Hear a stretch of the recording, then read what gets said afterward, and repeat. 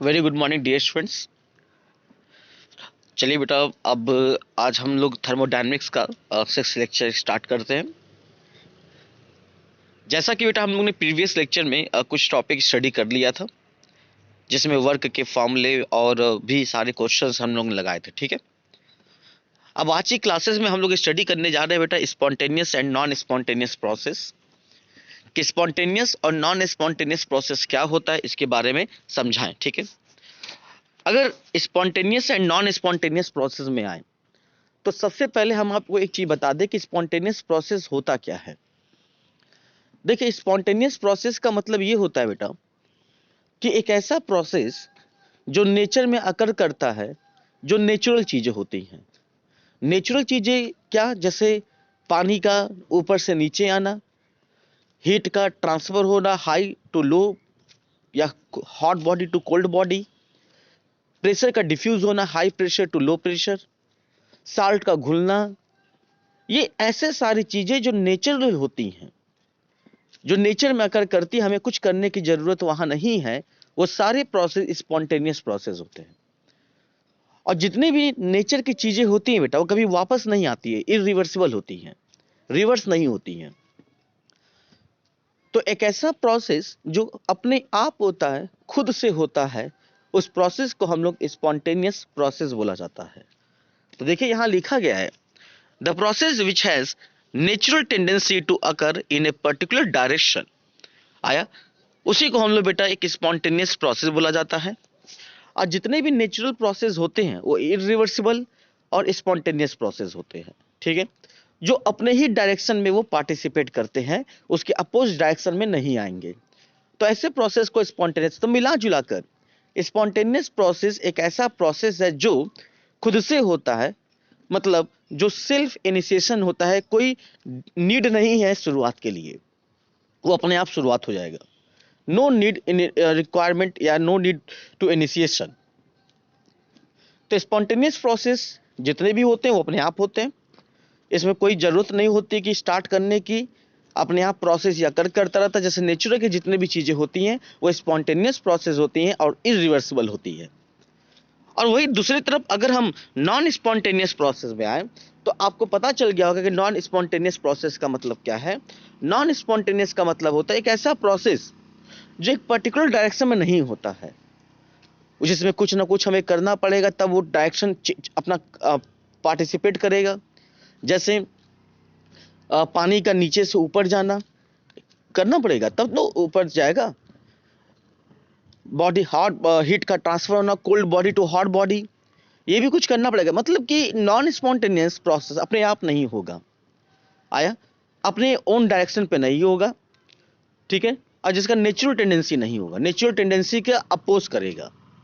तो देखिए यहां लिखा है, the process which does not occur of its own in a particular direction.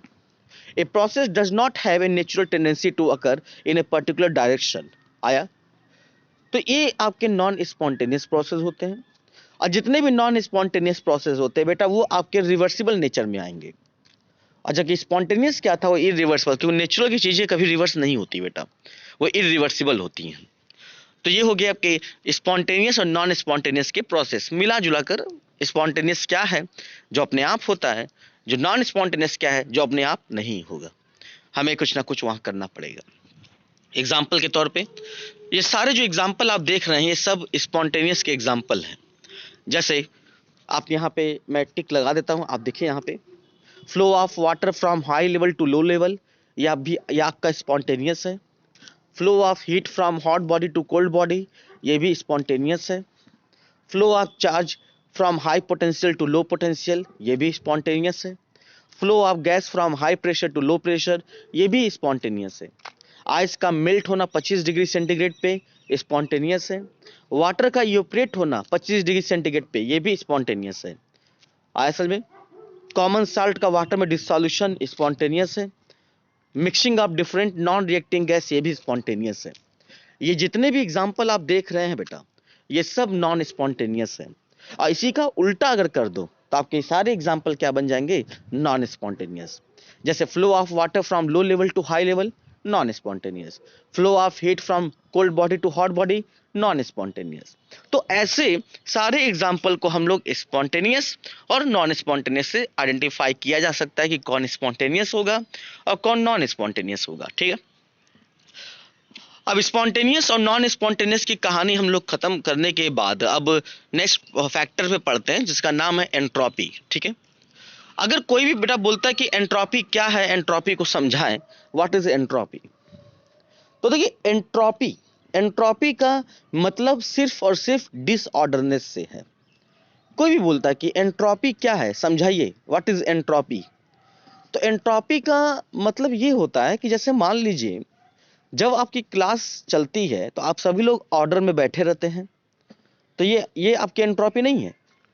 Entropy तब आती है जब आप डिसऑर्डर में होते हैं। जैसे जब स्कूल में छुट्टी होती है तो आप एक दूसरे को से निकल कर आगे भागते हैं, इधर उधर भागते हैं, तो वो एंट्रोपी है। एंट्रोपी मिला जुला कर ये मेजर करता है डिग्री ऑफ डिसऑर्डरनेस, कितना अमाउंट में कितना डिसऑर्डरनेस है, ये एंट्रोपी होता है। और जितना ज्यादा डिसऑर्डरनेस होगा उतना ही ज्यादा एंट्रोपी होगी। जैसे मान लो कि तुम लोग के पास दो पासे हैं, पासा समझ रहे हो जो हम लोग लूडो खेलते हैं। आज दोनों पासे को अगर ऊपर फेंकते हो तो एक पासे में अगर 6 आता है और दूसरे पासे में 2 आता है, तो यहां पर डिसऑर्डरनेस है, तो एंट्रोपी तुरंत बढ़ गई।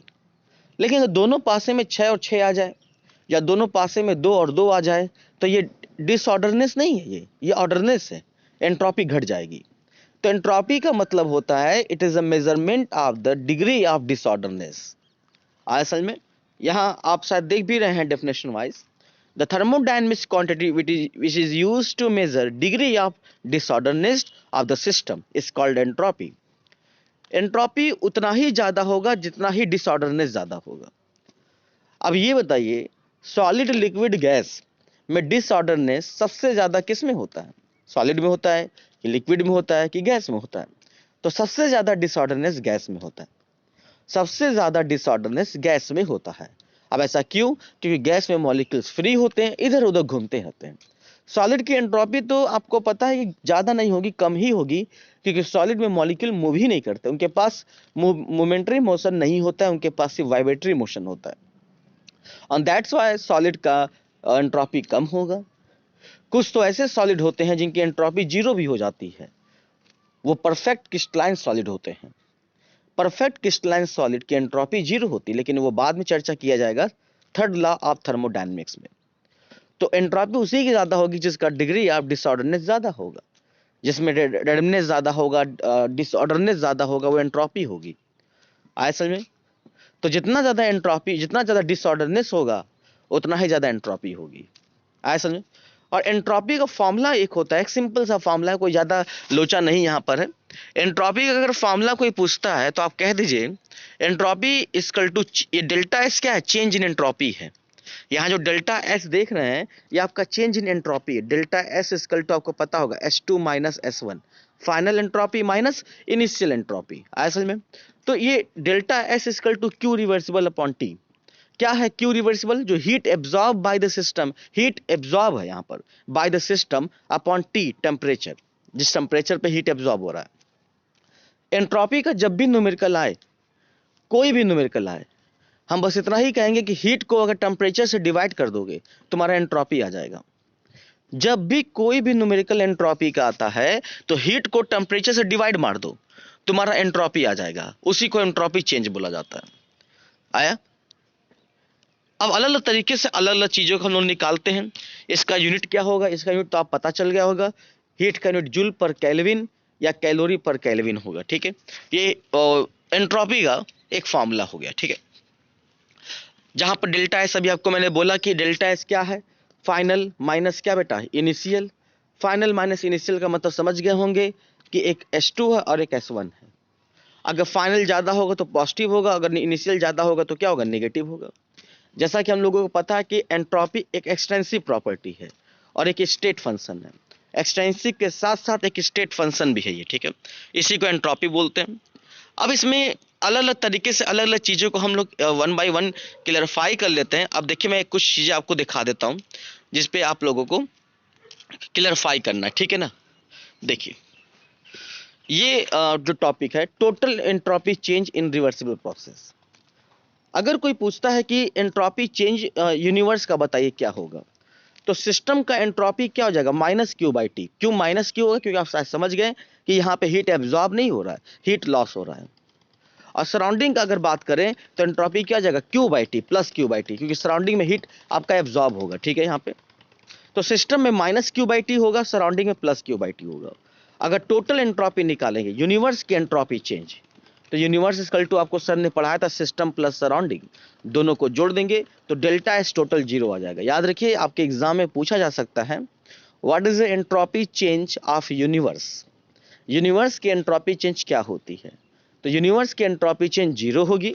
और क्यों जीरो होगी, क्योंकि सिस्टम का होता है माइनस क्यू बाई टी और सराउंडिंग का होता है प्लस क्यू बाई टी। दोनों को जोड़ दीजिए, आपका आंसर जीरो हो जाएगा। ये आपका एंट्रोपी चेंज का एक सिंपल सा जवाब हम लोग को पता चल गया।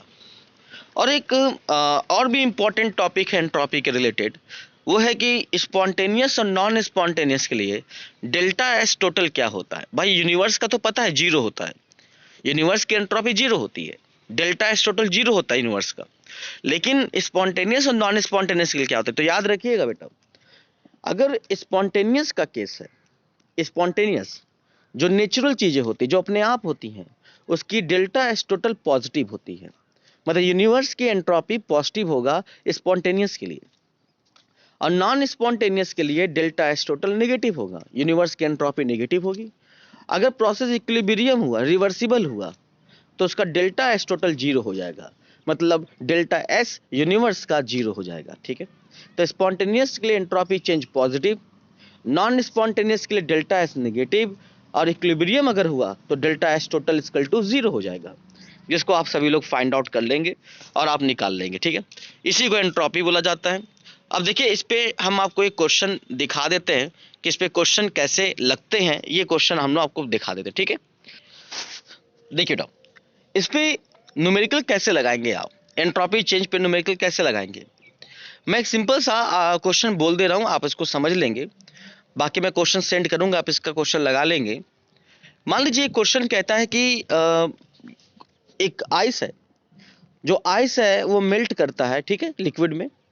और जब आइस मेल्ट करता है लिक्विड में, जिसमें जो हीट एब्जॉर्ब होती है वो मान लीजिए 1312 जूल का हीट एब्जॉर्ब होता है मेल्ट होने पर, और वो मेल्ट हो रहा है मान लीजिए 27 डिग्री सेंटीग्रेड पे, ठीक है। तो उसका बोलेगा एंट्रोपी चेंज क्या होगा। तुरंत बेटा कुछ करना नहीं है, delta S equal to Q by T, Q की जगह पे 1312 और 27 डिग्री सेंटीग्रेड केल्विन बदल लीजिए तो कितना जाएगा 300। आप इसको डिवाइड मार दीजिएगा, आपका आंसर आ जाएगा किसमें, जूल पर केल्विन में। यही आपका एंट्रोपी होता है। बस शर्तें याद रखिएगा बेटा कि जो हीट होना चाहिए, वो जो मतलब कि जो हीट एब्जॉर्ब होगा या हीट लॉस होगा वो जूल में होना चाहिए। अगर किलो जूल में है तो 1000 से मल्टीप्लाई करके उसको जूल में बदल लीजिएगा, यही एंट्रोपी चेंज कर आपको कुछ भी हीट दे सकता है, सब्लिमेशन हीट दे सकता है, आपको मेल्टिंग हीट दे सकता है, आपको बॉइलिंग हीट दे सकता है, आपको फ्रीजिंग, मतलब कुछ भी दे सकता है। बस आपको एंट्रोपी चेंज में हीट और टेम्परेचर को डिवाइड मार देना है, आपका तुरंत एंट्रोपी चेंज निकल जाएगा, ज़्यादा कोई दिक्कत नहीं है यहाँ पे। और हीट हमेशा या तो जूल में रखिएगा या तो कैलोरी में रखिएगा, ठीक है ना, आपका आंसर आ जाएगा, ठीक है। अब हम लोग बेटा बढ़ते हैं सेकेंड लॉ ऑफ थर्मोडायनेमिक्स। बहुत एंडिंग पॉइंट पे अब हम लोग बढ़ चुके हैं। सेकेंड लॉ ऑफ थर्मोडायनेमिक्स वैसे तो स्टार्ट हो जाना चाहिए था पहले ही, लेकिन सेकेंड लॉ ऑफ थर्मोडायनेमिक्स इसलिए लास्ट में स्टार्ट कराएं क्योंकि सेकेंड लॉ ऑफ थर्मोडायनेमिक्स में एक हेडिंग आता है जिसका नाम है गिब्स फ्री एनर्जी। आपने नाम सुना होगा, वही गिब्स फ्री एनर्जी को हम लोग फोकस करने के लिए इसीलिए सेकेंड लॉ ऑफ थर्मोडायनेमिक्स अब स्टार्ट करना है। सेकेंड लॉ ऑफ थर्मोडायनेमिक्स क्या है, इसके बारे में समझाइए। आपको बता दें कि second law of first law of thermodynamics का ड्रॉबैक क्या था, याद है आपको। फर्स्ट लॉ ऑफ थर्मोडायनेमिक्स की कमियां क्या थी। फर्स्ट लॉ ऑफ थर्मोडायनेमिक्स सिर्फ कंजर्वेशन ऑफ एनर्जी बताया था, लेकिन आपको पता है कि कंजर्वेशन ऑफ हीट बताया था, लेकिन एनर्जी का डायरेक्शन, हीट का डायरेक्शन नहीं बताया था फर्स्ट लॉ ऑफ थर्मोडायनेमिक्स। ये उसकी कमियां थी। और सेकेंड लॉ ऑफ थर्मोडायनेमिक्स की यही अच्छाइयाँ थी, इन्होंने जो हीट का जो डायरेक्शन होता है उस पर बेसिस बताया था, ठीक है। क्या क्या बताया था, ढंग से सुनिए। इन्होंने कहा कि जो डायरेक्शन होता है फ्लो ऑफ हीट, ये सेकेंड लॉ ऑफ थर्मोडायनेमिक्स में पता चलता है। जितने भी नेचुरल प्रोसेस होती हैं यूनिवर्स में वो इरिवर्सिबल होती है और स्पॉन्टेनियस होती है। ये तो मैंने बता दिया, ये इंपॉर्टेंट है बेटा, याद रखिएगा। जितने भी नेचुरल प्रोसेस होती है यूनिवर्स में वो स्पॉन्टेनियस होती है और इरिवर्सिबल होती है, ठीक है। और याद रखेंगे कि हमने ये पॉइंट बताया भी था कि आप सभी लोगों को कि अगर स्पॉन्टेनियस केस हुआ तो डेल्टा एस टोटल पॉजिटिव होगा। यूनिवर्स के डेल्टा एस जीरो जीरो नहीं होती है, पॉजिटिव होती है स्पॉन्टेनियस के लिए। आया, अगर यूनिवर्स का सिर्फ पूछेगा तो जीरो मार सकते हैं, लेकिन अगर स्पॉन्टेनियस के लिए पूछता है तो यूनिवर्स की एंट्रोपी पॉजिटिव होती है, delta S T greater than zero होता है। डेल्टा एस टी मतलब system plus surrounding greater than zero होगा। तो ये स्पॉन्टेनियस के केस के लिए एंट्रोपी है। वैसे सिस्टम का कोई एंट्रोपी बोले तो minus Q by T, surrounding का बोले तो प्लस क्यू बाई टी, और यूनिवर्स का एंट्रोपी बोले चेंज तो जीरो। लेकिन स्पॉन्टेनियस के लिए बोले तो यूनिवर्स की एंट्रोपी पॉजिटिव हो जाती है, नॉन स्पॉन्टेनियस के लिए यूनिवर्स की एंट्रोपी नेगेटिव हो जाती है। और इक्विलिब्रियम अगर जब वही रहा तो यूनिवर्स की एंट्रोपी जीरो हो जाए। इक्विलिब्रियम के लिए डेल्टा एस टी जीरो हो जाता है। तो ये सेकेंड लॉ ऑफ थर्मोडायनेमिक्स है, जहाँ डायरेक्शन ऑफ हीट के बारे में पढ़ते हैं। नेचुरल प्रोसेस क्या होती हैं, इरिवर्सिबल होती हैं, स्पॉन्टेनियस होती है, और क्या क्या केस होता है स्पॉन्टेनियस के लिए, ये आपको बताना था, ठीक है। तो ये सेकेंड लॉ ऑफ थर्मोडायनेमिक्स के बारे में कहानी यही थी। अब इसमें जो फॉर्मूला हम पढ़ाने जा रहे हैं जिसका नाम था गिब्स फ्री एनर्जी, आइए उसके फॉर्मूले के बारे में भी स्टडी कर लेते हैं हम लोग। देखिए बेटा, अगर सेकेंड लॉ ऑफ थर्मोडायनेमिक्स में इस फॉर्मूले को पढ़ा जाए तो गिब्स एनर्जी, जिसको जी और एफ से रिप्रेजेंट करते हैं। गिब्स एनर्जी क्या होता है बेटा, हम आपको बता दें। वैसे लोग कहते हैं कि यार, हम भी जानते हैं किसी भी सिस्टम की जो फ्री एनर्जी होती है उसे गिब्स फ्री एनर्जी बोला जाता है। लेकिन गिब्स एनर्जी बताता क्या है, इसके बारे में हम लोग समझना बहुत ज़रूरी है। गिब्स एनर्जी कांस्टेंट टेम्परेचर और प्रेशर पे बताता है कि प्रोसेस क्या होगा, स्पॉन्टेनियस होगा कि नॉन स्पॉन्टेनियस होगा। कोई भी बोले बेटा कि गिब्स फ्री एनर्जी क्या होता है, गिब्स एनर्जी क्या बताता है, तो गिब्स एनर्जी आप ऐसे ही बोलेंगे कि कांस्टेंट टेम्परेचर और प्रेशर पे, कांस्टेंट टेम्परेचर और प्रेशर पे ये बताता है कि रिएक्शन या प्रोसेस कौन सा होगा, स्पॉन्टेनियस होगा कि नॉन स्पॉन्टेनियस होगा at the constant temperature and constant pressure. याद रखिएगा, कभी भी कोई बोले गिब्स एनर्जी क्या होता है तो आप कहेंगे सर गिब्स एनर्जी ये कांस्टेंट टेम्परेचर और प्रेशर पे बताता है कि प्रोसेस क्या होगा, स्पॉन्टेनियस होगा कि नॉन स्पॉन्टेनियस होगा, ठीक है। और आपको बता दें कि गिब्स फ्री एनर्जी का सबसे इंपॉर्टेंट फार्मूला आप सभी लोग याद रखेंगे, ये सेकेंड लॉ ऑफ थर्मोडायनेमिक्स का फार्मूला है, delta G equal to delta H minus T delta S. इसको कहीं नोट कर लीजिए। डेल्टा जी आपका change in Gibbs energy, delta H आपका चेंज इन एंथैल्पी, और delta S change in entropy. और यहाँ पे डेल्टा जी नॉट देख रहे हैं उसका भी फार्मूला यही होगा। डेल्टा जी और डेल्टा जी नॉट में क्या अंतर है, डेल्टा जी है चेंज इन गिब्स एनर्जी और डेल्टा जी नॉट है standard change in Gibbs energy. मतलब ये डेल्टा जी सिर्फ चेंज इन एनर्जी है और ये डेल्टा जी नॉट जो है वो इसको स्टैंडर्ड गिब्स एनर्जी बोलते हैं। ये गिब्स एनर्जी है और डेल्टा जी नॉट को standard Gibbs energy. Standard Gibbs energy आप शायद समझ गए कि स्टैंडर्ड गिब्स एनर्जी का मतलब स्टैंडर्ड कंडीशन होगा, टेम्परेचर 298 केल्विन, प्रेशर 1 एटीएम होगा, स्टैंडर्ड कंडीशन होता है। तो डेल्टा जी नॉट एसटीपी पे होगा, स्टैंडर्ड टेम्परेचर प्रेशर पे होगा, और डेल्टा जी ये किसी भी टर्म पे हो सकता है। ऐसा में तो delta G this is the Gibbs free energy और delta G naught this is standard Gibbs free energy. ऐसा में बस स्टैंडर्ड नाम जोड़ दीजिएगा और स्टैंडर्ड का मतलब ये स्टैंडर्ड बन गया, एक एसटीपी केस पे बन जाएगा, ठीक है। लेकिन फॉर्मूला दोनों का सेम होगा, delta G equal to delta H minus T delta S, और delta G not equal to delta H not minus T delta S naught, ठीक है। अब यहाँ पे हम एक चीज आपको बता देना चाहते हैं, वो क्या है कि अभी आपने एक फार्मूला पढ़ा delta G equal to delta H minus T delta S. पहले तो इस फार्मूले में आप चीज एक चीज समझ लीजिए, डेल्टा जी ये आपका गिब्स एनर्जी है, डेल्टा एच ये आपका चेंज इन एंथैल्पी है, टी आप तो समझ गए टेम्परेचर, और delta S change in entropy है। आप नोटिस कर रहे हैं कि डेल्टा जी अगर बढ़ेगा तो डेल्टा एस आपका घटेगा। क्यों घटेगा, क्योंकि डेल्टा जी का साइन पॉजिटिव है और यहाँ पर डेल्टा एस का साइन क्या है, नेगेटिव है। तो अगर एक बढ़ेगा तो एक क्या होगा, घटेगा। तो अभी हमने आपको एक पॉइंट पढ़ाया था कि स्पॉन्टेनियस के लिए डेल्टा एस टोटल क्या होता है, पॉजिटिव होता है। तो डेल्टा जी क्या होगा स्पॉन्टेनियस के लिए, निगेटिव होगा। ऐसा क्यों? क्योंकि डेल्टा जी अगर बढ़ेगा तो डेल्टा एस बढ़ेगा कि घटेगा? घटेगा, क्योंकि दोनों में रेसिप्रोकल का साइन है। तो अगर कोई बोलता है कि स्पॉन्टेनियस केस है तो आप लिख लीजिएगा, स्पॉन्टेनियस में डेल्टा एस टोटल क्या होगा? पॉजिटिव होगा। तो डेल्टा जी सिस्टम का क्या होगा? लिख लीजिए, पॉजिटिव कि नेगेटिव? नेगेटिव होगा, क्योंकि डेल्टा जी और डेल्टा एस ये दोनों रेसिप्रोकल होते हैं। साइन से पता चल रहा है एक पॉजिटिव और एक नेगेटिव है। तो स्पॉन्टेनियस के केस के लिए एंट्रोपी यूनिवर्स का पॉजिटिव होता है, लेकिन सिस्टम का जो गिब्स एनर्जी होता है वो नेगेटिव होता है, भूलिएगा नहीं। और यही नॉन स्पॉन्टेनियस हुआ, तो नॉन स्पॉन्टेनियस के केस के लिए बताइएगा बेटा, नॉन स्पॉन्टेनियस, अगर नॉन स्पॉन्टेनियस हुआ तो नॉन स्पॉन्टेनियस के केस के लिए डेल्टा एस टी क्या होगा? नेगेटिव होगा। तो डेल्टा जी सिस्टम का क्या होगा? पॉजिटिव होगा। आया समझ में? डेल्टा एस टी क्या है? यूनिवर्स की चेंज इन एंट्रोपी। और अगर यही रिवर्सिबल रिएक्शन हुआ, रिवर्सिबल मतलब इक्विलिब्रियम रिएक्शन हुआ, तो डेल्टा एस टी भी जीरो और डेल्टा जी सिस्टम का भी क्या हो जाएगा? जीरो हो जाएगा, क्योंकि रिवर्सिबल में दोनों जीरो हो जाते हैं।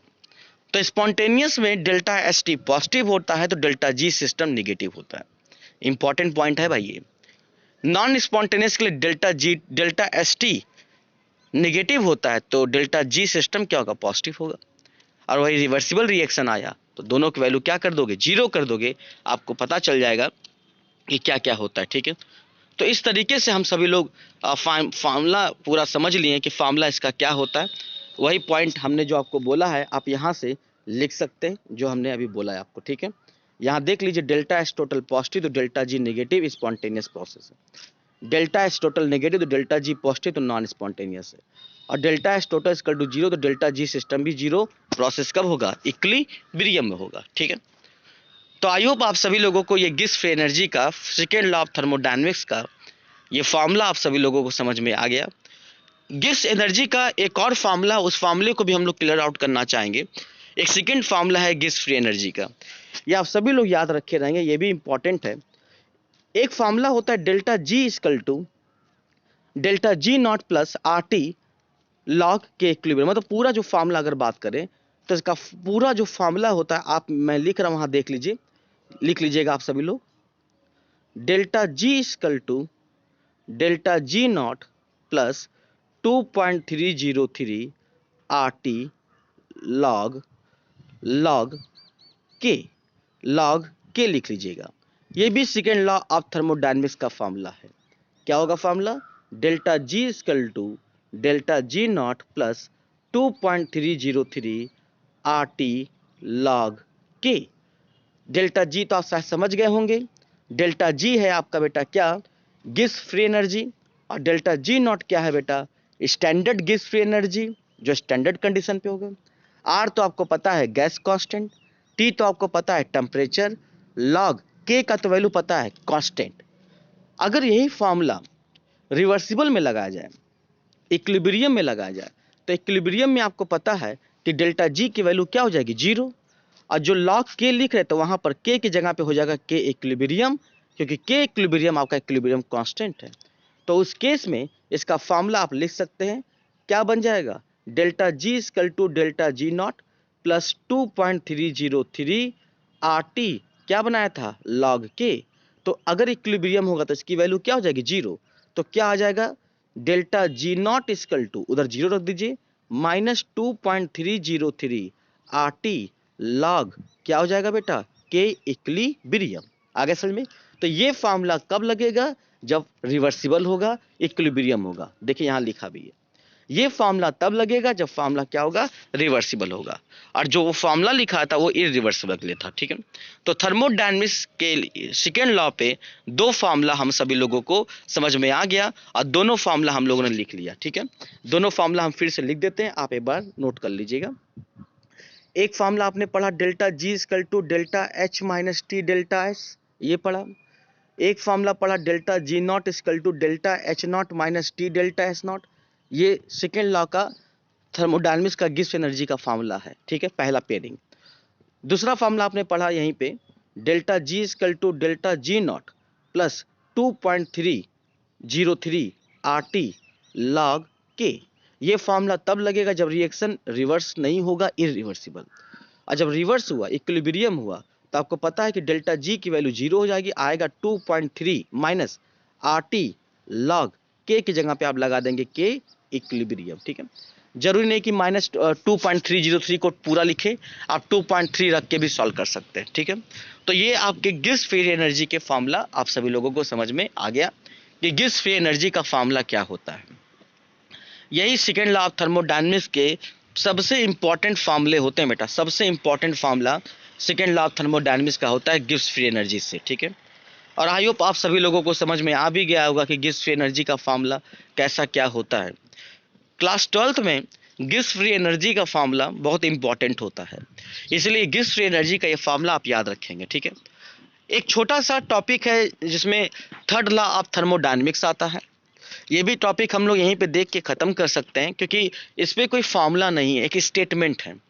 सेकेंड लॉ ऑफ थर्मोडायनेमिक्स का न्यूमेरिकल अभी हम लगवा रहे हैं, पहले आप थर्ड लॉ ऑफ थर्मोडायनेमिक्स को ख़त्म कर लीजिए क्या होता है। अभी थोड़ी देर पहले हमने आपको बोला था कि गैस की एंट्रोपी बहुत ज़्यादा होती है क्योंकि डिसऑर्डरनेस ज़्यादा होता है, लिक्विड की एंट्रोपी कम होती है क्योंकि डिसऑर्डरनेस थोड़ा सा कम होगा, और सॉलिड की तो एकदम कम हो जाएगी। लेकिन परफेक्ट क्रिस्टलाइन सॉलिड जो होते हैं, जो परफेक्ट क्रिस्टलाइन सॉलिड होंगे, उनकी एंट्रोपी जीरो हो सकती है। वही थर्ड लॉ ऑफ थर्मोडायनेमिक्स की स्टेटमेंट था। इन्होंने कहा कि एट 0 केल्विन, 0 केल्विन का मतलब लिख लीजिए बेटा, -273 डिग्री सेंटीग्रेड को 0 केल्विन बोला जाता है। -273 डिग्री सेंटीग्रेड को 0 केल्विन बोला जाता है। At 0 kelvin the entropy of pure perfect crystalline solid is taken as 0। अगर कोई परफेक्ट क्रिस्टलाइन सॉलिड है एट 0 केल्विन पे, 0 केल्विन पे मस्ट है, सिर्फ परफेक्ट है, टेम्परेचर नहीं पता, नहीं बोल पाएंगे क्योंकि सारे सॉलिड इस तरह नहीं होंगे जीरो। वही सॉलिड जीरो होगा जो परफेक्ट क्रिस्टलाइन सॉलिड होगा एट 0 केल्विन पे, क्योंकि 0 केल्विन पे -273 डिग्री सेंटीग्रेड पे वो एकदम आइडियल क्रिस्टलाइन सॉलिड होता है, एकदम परफेक्ट। और जब परफेक्ट क्रिस्टलाइन सॉलिड होता है तो उसमें मूवमेंट बिल्कुल नहीं देखा जाता है, जिसकी वजह से वो फिक्स होते हैं। इट मीन्स फिक्स तो नहीं बोल सकते, थोड़ा थोड़ा होता है, लेकिन मान लिया जाता है कि एंट्रोपी जीरो होती है। तो perfect crystalline solid at absolute kelvin पे, 0 केल्विन पे या 0 केल्विन पे बोल सकते हैं, जो कि एंट्रोपी जीरो होती है। लेकिन कुछ ऐसे सॉलिड होते हैं जो एब्सोल्यूट जीरो पर भी आपके एंट्रोपी जीरो नहीं रखते हैं, जैसे NO और N2, CO और CO2, मिक्सचर ऑफ आइसोटोप्स, और मोस्ट इंपॉर्टेंट आइस। आइस अगर कोई बोल दे कि 0 केल्विन पे है, परफेक्ट क्रिस्टलाइन सॉलिड बनाता है, तो कभी जीरो मत बोलिएगा एंट्रोपी, क्योंकि इसमें मैंने बोला ना कि कुछ ना कुछ मूवमेंट होता है जिसकी वजह से इनकी एंट्रोपी जीरो नहीं होगी। और इनके अलावा अगर कोई भी आपके एग्जाम में आता है तो आप उसको एब्सोल्यूट जीरो पे उस परफेक्ट क्रिस्टलाइन सॉलिड की एंट्रोपी जीरो मार सकते हैं, लेकिन इन सबको नहीं, क्योंकि इनका बिहेवियर ऐसा होता है कि परफेक्ट क्रिस्टलाइन सॉलिड होने के बावजूद भी कुछ ना कुछ आपस में एक मूवमेंट शो करते हैं, जिसकी वजह से ये देखा गया एक्सपेरिमेंटली कि इनका एंट्रोपी जीरो नहीं हो पाएगा। तो यही है third law of thermodynamics. Third law of thermodynamics थोड़ा छोटा है, लेकिन हाँ समझने लायक है, थर्ड लॉ ऑफ थर्मोडायनेमिक्स। ठीक है, तो इसी को थर्ड लॉ ऑफ थर्मोडायनेमिक्स के नाम से जाना जाता है। ठीक है, अब आइए, अब हम आप सभी लोगों को कुछ गिब्स फ्री एनर्जी के न्यूमेरिकल के बारे में आपको हम सॉल्व करा देते हैं कि इसके न्यूमेरिकल कैसे हम लोग सॉल्व करेंगे। ठीक है, देखिए, अगर इसके न्यूमेरिकल को अगर सॉल्व करने की बारी आती है तो इसके न्यूमेरिकल को बहुत आसान तरीके से हम लोग सॉल्व करेंगे। ठीक है, जैसे देखिए मैं कुछ न्यूमेरिकल पहले आपको दिखा देता हूँ। ये पहला न्यूमेरिकल आप देख लीजिए। देखिए, ये कह रहा है कि for a reaction delta H equal to -20 kilo joule per mole and delta S equal to -300 joule per kelvin per mole at 27, तो फाइंड डेल्टा G और स्पॉन्टेनिटी। आराम से फाइंड कर सकते हैं। डेल्टा H कितना है बेटा, -20 किलो जूल पर मोल। तो पहले आप डेल्टा H को जूल में बदल लीजिए, आपका हो जाएगा -20 इंटू कितना बेटा, 1000, मतलब माइनस आपका कितना हो जाएगा, 20,000, ये आपका जूल आ जाएगा। ठीक है, डेल्टा S आपका जूल में ही है, कोई दिक्कत नहीं है। वैल्यू उठाइए, फार्मूला उठाइए, पूरा सॉल्व कर लीजिए। क्या निकालना है आपको? Delta G. तो डेल्टा जी निकालने का फॉर्मूला आपको पता है, delta H minus T delta S. Delta H अभी आपको मैंने बताया था माइनस कितना बेटा, 20,000, माइनस टेम्परेचर आपको पता है 300, क्योंकि 27 है, 273 जोड़ लीजिएगा, और डेल्टा एस भी आपको पता है कि 300 है। सॉल्व कर लीजिएगा, आपका आंसर आ जाएगा 70, मतलब कि 70 आई थिंक हजार में आएगा, 70,000 आपका जूल में आंसर आ जाएगा। ठीक है, अगर पूरा सॉल्व करेंगे। ठीक है, अब यहाँ पे आप कहेंगे 70,000, क्योंकि एंट्रोपी माइनस में है बेटा। ठीक है, तो माइनस माइनस क्या हो जाएगा, प्लस हो जाएगा, तो जोड़ देंगे, और वैसे भी लग रहा होगा 20, और ये हो जाएगा 9, मतलब सॉल्व करके आपका आंसर 17,000 में आंसर आ जाएगा। आप बाकी सब चेक कर लेंगे। डेल्टा जी यहाँ पर पॉजिटिव आया, डेल्टा जी अगर पॉजिटिव आया तो इसका मतलब ये नॉन स्पॉन्टेनियस है, ये याद रखिएगा। ठीक है, तो एक न्यूमेरिकल इस तरीके से बाकी भी आप सब लगा सकते हैं, और बाकी सब रिएक्शन को भी आप समझ सकते हैं। ठीक है, एक रिएक्शन, ये एक क्वेश्चन ये देखिए, if equilibrium constant for reaction is 10 to the power 5 at 227, find the value of delta G not. तो आराम सा क्वेश्चन है, सॉल्व कर लेंगे आप। तो delta G not equal to आपको पता है फार्मूला होता है -2.303 RT log K। अब आप कहेंगे सर फार्मूला तो ये भी पढ़ा है ना, delta G equal to delta G not plus 2.3 ये भी पढ़ा, ये क्यों नहीं लगाया?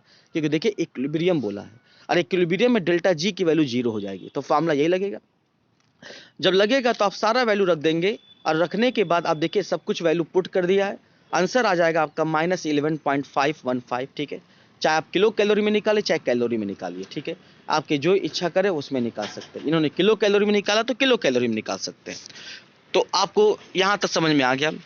कैलोरी में कैसे निकलता, आर की वैल्यू 2 रख देते हैं, यहाँ 2/1000 रखा है, तो अगर आपकी इच्छा का है कैलोरी में तो आर की जगह 2 रख दीजिएगा, अगर आपका मन करे किलो कैलोरी में तो 2 की जगह पे 2/1000 रख दीजिएगा। वो डिपेंड करता है आप पे, क्योंकि थ्योरी क्वेश्चन है तो आप चाहे जैसा भी निकाल सकते हैं, आपका यूनिट डिपेंड करता है कि आप कैसे क्वेश्चन को सॉल्व आउट करते हैं। ठीक है, तो यहाँ तक कहानी हम सभी लोगों को समझ में आ गई कि कैसे इसके न्यूमेरिकल को सॉल्व किया जाता है और कैसे इसके न्यूमेरिकल को बात करते हैं। ठीक है, तो आई होप आप सभी लोगों को ऐसे क्वेश्चन पे क्लियर हो गया होगा कि कैसे इस क्वेश्चन को सॉल्व करते हैं। ठीक है बेटा, बाकी आप सब लोग समझदार हैं, इसके न्यूमेरिकल आप लोग लगाते रहेंगे, इसके न्यूमेरिकल को समझते रहेंगे। ठीक है, फार्मूला इंपॉर्टेंट था आज की क्लास का। ठीक है, तो आप फार्मूले पे इस क्वेश्चन को लगा लेंगे। ठीक है, तो आज के लेक्चर को हम सब लोग यहीं फुल स्टॉप देते हैं।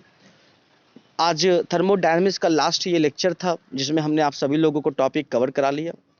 अब हम लोग नेक्स्ट क्लास में पढ़ेंगे इक्विलिब्रियम, केमिकल इक्विलिब्रियम। ठीक है, उसके लिए आप सभी लोग तैयार रहेंगे, और आज हम न्यूमेरिकल सेंड कर देंगे, आप इसके न्यूमेरिकल लगा सकते हैं, अपने साइड वाइज बुक से न्यूमेरिकल लगा सकते हैं। ठीक है, तो आज के लिए यहीं रखते हैं, और चैप्टर का द एंड हुआ थर्मोडायनामिक्स।